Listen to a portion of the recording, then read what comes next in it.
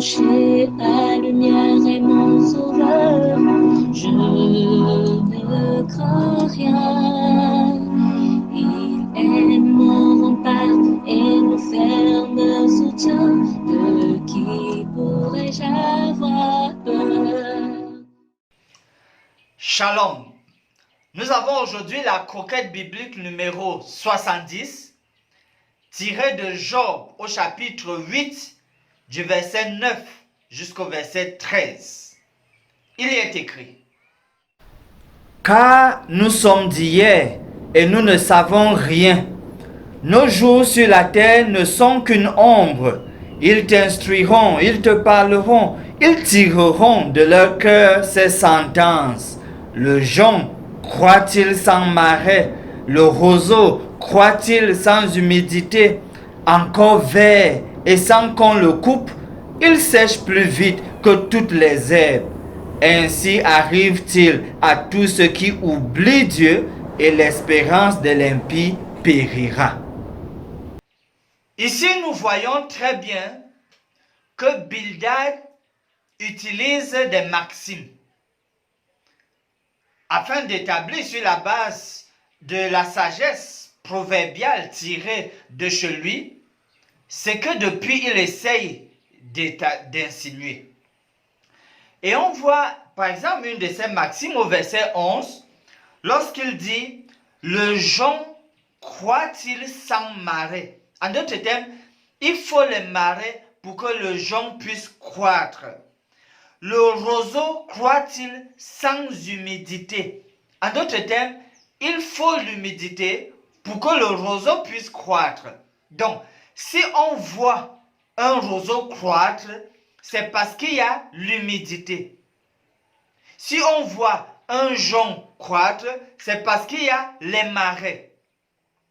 En d'autres termes, si on voit donc Job ne pas être exaucé, être depuis des mois dans sa souffrance sans que Dieu ne vole à son secours, c'est la preuve et l'évidence que Job est un méchant. Job ne peut recevoir que ce qu'il mérite. Voilà ce que Bildad est en train d'établir. Et donc pour lui, Job n'est qu'un hypocrite qui prétend craindre Dieu. On voit donc, quand on peut appliquer cela à la situation des malades, que souvent ils sont taxés de tous les maux. Et pourtant, ce n'est pas vrai. Que souvent, on leur attribue des causes ayant conduit à leur maladie qui sont loin d'être la vérité. Le juste, l'innocent, peut souffrir et peut même mourir. Est-ce qu'il vous est déjà venu à l'idée, à l'esprit? La première personne à être tuée, c'était Abel. Il a été violenté et tué par son frère Caïn. Mais est-ce que vous avez essayé d'imaginer que probablement, lorsqu'il a vu son frère se jeter sur lui, comme la Bible dit, probablement il a dû se défendre.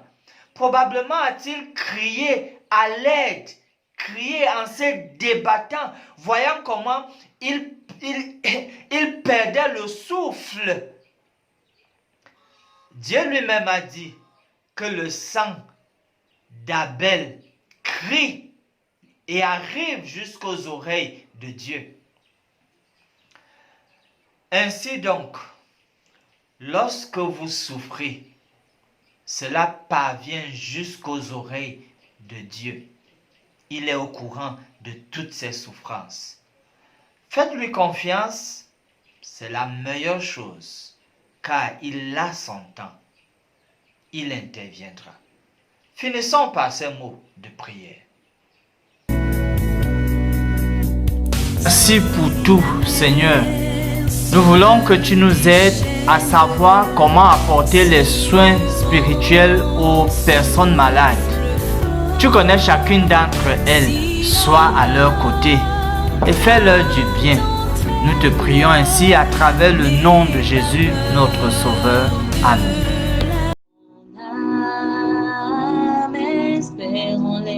l'éternel. Mon âme espère en l'éternel. Qu'un chant s'élève au Dieu du ciel. Qu'un chant s'élève au Dieu du ciel. Mon âme espère en l'éternel.